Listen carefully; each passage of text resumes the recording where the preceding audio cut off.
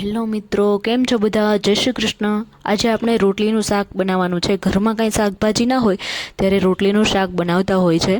રોટલીના શાક બનાવવા માટે આપણે તેમાં 2 ટેબલ સ્પૂન જેટલું તપેલીમાં તેલ એડ કરવાનું છે.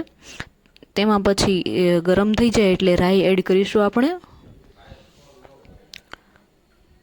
તેલમાં આપણે રાઈ એડ કરીશું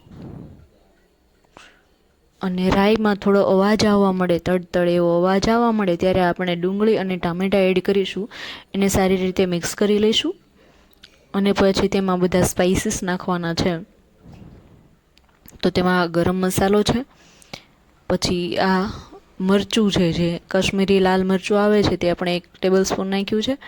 ધાણા જીરું પાવડર 1 ચમચી નાખ્યું છે અને અડધી ચમચી છે તે હળદર એડ કરી છે.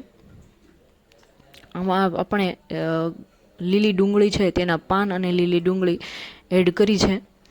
એને મિક્સ કરવાનું છે. રોટલીનું શાક છે તે કંઈ શાકભાજી ના હોય તો તમે બનાવી શકો છો.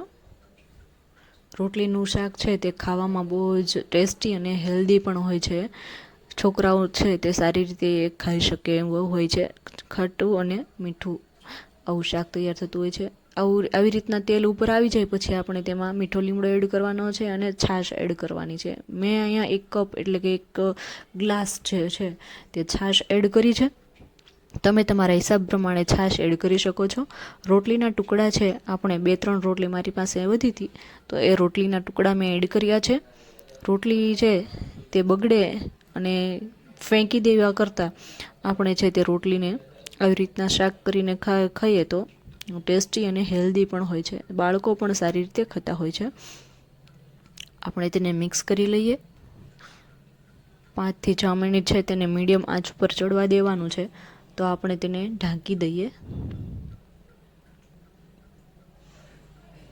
અને એને સારી રીતે ચડવા દેવાનું છે. આ આપણું શાક ટેસ્ટી અને હેલ્ધી તૈયાર છે.